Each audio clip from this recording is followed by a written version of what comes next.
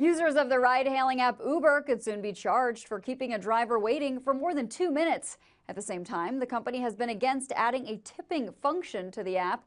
So how could these policies affect Uber as a company, its users, and its drivers? Joining us now to talk about it is Dan Costa. He's editor-in-chief at PCMag.com. Dan, thanks so much for joining us. I guess first let's talk about the tipping issue. Uber has actually settled a class action lawsuit brought on by drivers who've accused the company of unfair wages and labor practices, but it's also resisted adding a tipping function on the app. So how much of this could hurt Uber as a company that relies so much on this gig economy?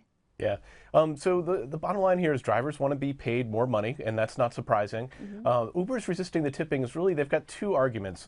One of them is that the tipping process itself has been, they point to study after study that show that tipping is inherently unfair, that it's racist, that people who are more attractive get better tips, whites get better tips. So that's a fair point, and but although a very idealistic one, I think a more realistic one is that the seamless process of getting into an Uber, having it take you where you want to go, and then getting out without having to pull out your wallet, without having to think about the tip, that's been fundamental to Uber's offering from the beginning. And I think that's really why they want to resist sort of gumming up the process any more than they need to.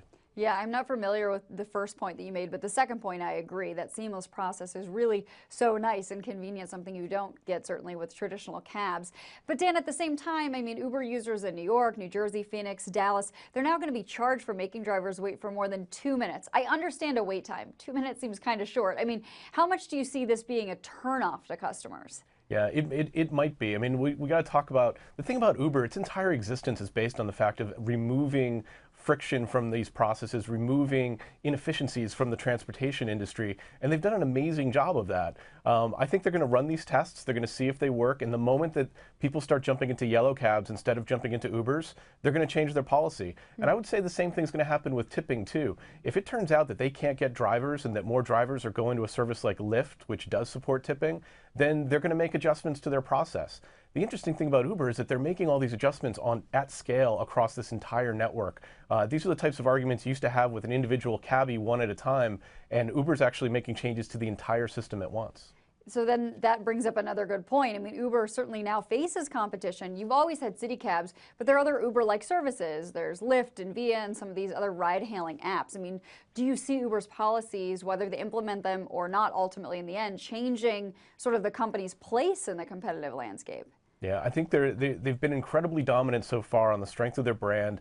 Their labor practices have gotten some bad press for that, but they've shown that they're willing to adapt to pretty much any market. I also think that it's important to realize that we think of Uber as one monolithic app company and service company, but they do customize their app and the experience by region. So in New York, it's going to be different than Boston, it's going to be different than San Antonio, and different rules will apply in different areas. So they've shown that they're willing to adapt, but there's definitely going to be pressure, and particularly in terms of recruiting drivers. Right now, recruiting good drivers is the thing that all these companies need to do. So they need to make sure they keep their experience and their product attractive to drivers. That competitive pressure ideally makes everyone stronger and the best offering for consumers. Thank you so much, Dan, for joining us, and thanks everyone for watching. I'm Courtney Reagan. Have a great day. Hey CNBC fans, thanks for checking out our YouTube channel. Here you're going to find videos packed with all of the information that you need to be smarter about your finances. You can subscribe by clicking right here and click on all the videos around me or the I right here to watch the latest from CNBC. Thanks for watching.